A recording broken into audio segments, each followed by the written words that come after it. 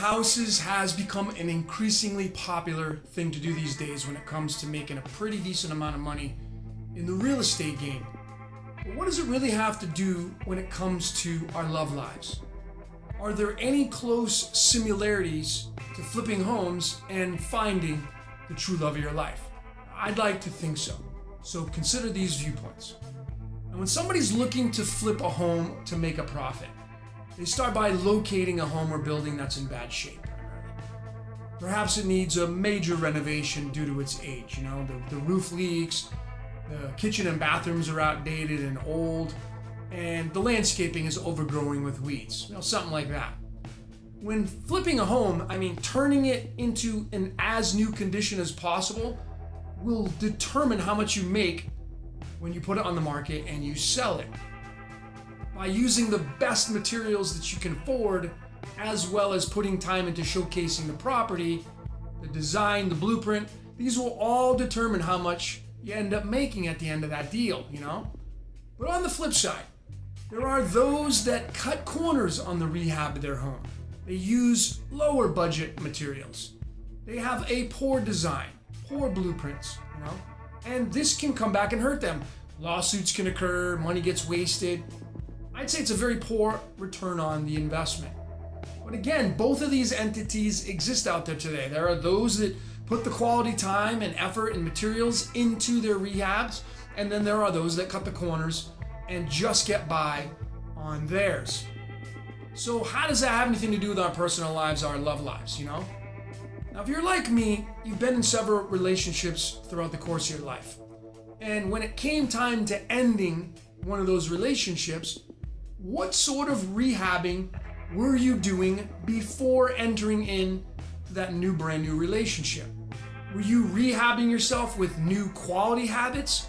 Or did you cut corners and all but ignore the issues you needed to fix? I'd say often in today's world, people put zero effort into rehabilitating themselves from old habits and patterns that they accumulated in their past relationships. They literally walk into the new relationship with the very same constructs of their last ones. And what happens is that they go out into the world and they showcase themselves as this brand new, shiny person from the outside. And yet on the inside, they're a flop, If you renovate an older home and ignore the old leaky roof, the newly renovated home will still have an old leaky roof, You can put up all the new drywall you want, but if the wiring behind the drywall, the electrical is old and not up to code, it's still gonna be a fire hazard. And so it's the same for us, It's so easy to prepare for a new relationship by just renovating our exterior or just leaving things the same, dressing up in new clothes, driving a new car. But if we leave those old internal habits or patterns that were destructive from our past relationships, eventually our core being will start to implode. Old issues just might start to resurface, only this time it's going to be with that person you thought was different than the old one. And this is very much a reason why people end up with the same type of person over and over. They fix up the exterior of the temple, but they all but ignore the interior. Most people think and believe that the last relationship they ended was because of the other person. It was their fault. They never took a time to think perhaps it was their fault, and how it ended. So if you look your very best by hitting the gym, but you ignore your internal insecurities, the hard body's not going to stop the insecurities from coming out. A new hairstyle is not going to make up for old jealous styles within. Reducing 20 pounds won't reduce anger issues. So it's the complete understanding of who we are and why we do the things that we do that count the most. The entire world will likely see you at your best on your outside, but only a few select will ever see you at your worst on the inside. So really the objective is to become authentic on the outside and the inside, for those to match where you hide nothing, because there is nothing to hide. But again, people are really much into cleaning up the exterior of their temple. They believe that that's all that's needed to rehab in preparation of the next relationship, or they give it no thought at all.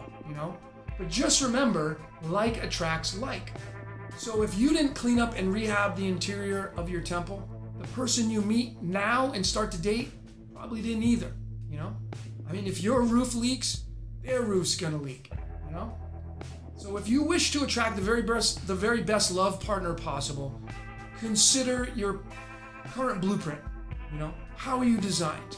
How do you show up in life? Why do you show up the way you do? You know? I mean, when somebody rehabs a home, they refer to the new blueprints and designs. The materials and methods are carefully thought out and carried out. Everything's done on purpose. Even if they cut corners, you know? No one cuts corners on rehabbing a home by accident. It's all done by design, you know? But when it comes to living out our best lives or looking for the love of our lives, you know, people typically, they don't refer to a blueprint or a design. They, again, simply continue using the same old methods and internal constructs from past relationships or experiences, you know? And I would say more people cut corners by sticking with habits and patterns that are outdated. They're no longer beneficial to a desired outcome. And of course, this leads to the continuance of attracting another person much like the last relationship. Like attracts like. So if you really fully want to live out the very best life and attract the most appealing and promising love partner, studying who you are and understanding why you do the things you do is imperative, you know? Because your habits will either be constructive or destructive, but they cannot be both. And that's life coding and love coding. These are the systems that we've built that are designed to show you who you are and why you're here, you know? Most people don't have a clue why that is. So if you're interested in finding out what makes you tick, go to our website, brainbodysoul.org, O-R-G, and see what it's all about. I'm Logan with Brain Body Soul. Thanks for watching. Brain, Body, Soul. Live life